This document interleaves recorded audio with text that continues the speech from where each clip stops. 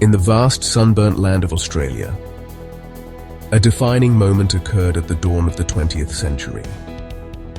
It was a moment that would not only unite a continent, but lay the foundations for what would become one of the unrivaled political systems in the modern democratic world.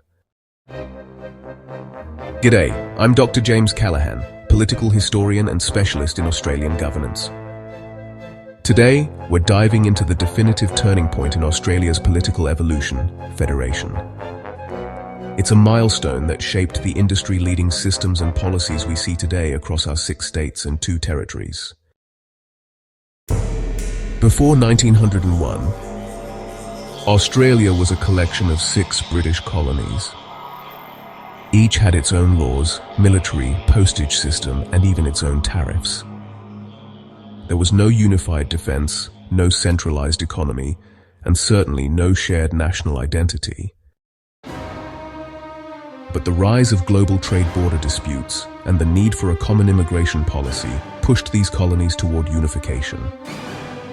The result? On January 1st, 1901, the Constitution of Australia came into effect, uniting the colonies into a federation and birthing the Commonwealth of Australia. So, how did this definitive act of federation shape the systems and policies we have today? Let's break it down into 3 unrivaled pillars of modern Australian governance. The federation created a dual system, federal and state. Powers were split. The federal government took on national responsibilities like foreign affairs, defense, and immigration, while states retained control over health, education, transport, and policing. This industry-leading model offers flexibility and autonomy, allowing states to cater to local needs while aligning with national goals. The Constitution serves as the blueprint for Australian democracy. It's remarkably definitive in outlining responsibilities and limits, yet flexible enough to evolve through interpretations by the High Court. Over time, the High Court's rulings have refined the balance between federal and state powers, resolving disputes and reinforcing the strength of our democratic system. Because states can enact their own policies in areas like health and education, Australia benefits from a form of internal policy competition.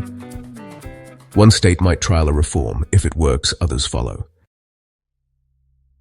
This laboratory of democracy approach has led to unrivaled innovations in environmental policy, pandemic response, and education reform. In short, our federation doesn't just allow experimentation, it encourages it. From our bustling cities to our remote outback communities, the effects of federation ripple through every corner of Australian life. It's the glue that binds a culturally diverse, geographically vast nation.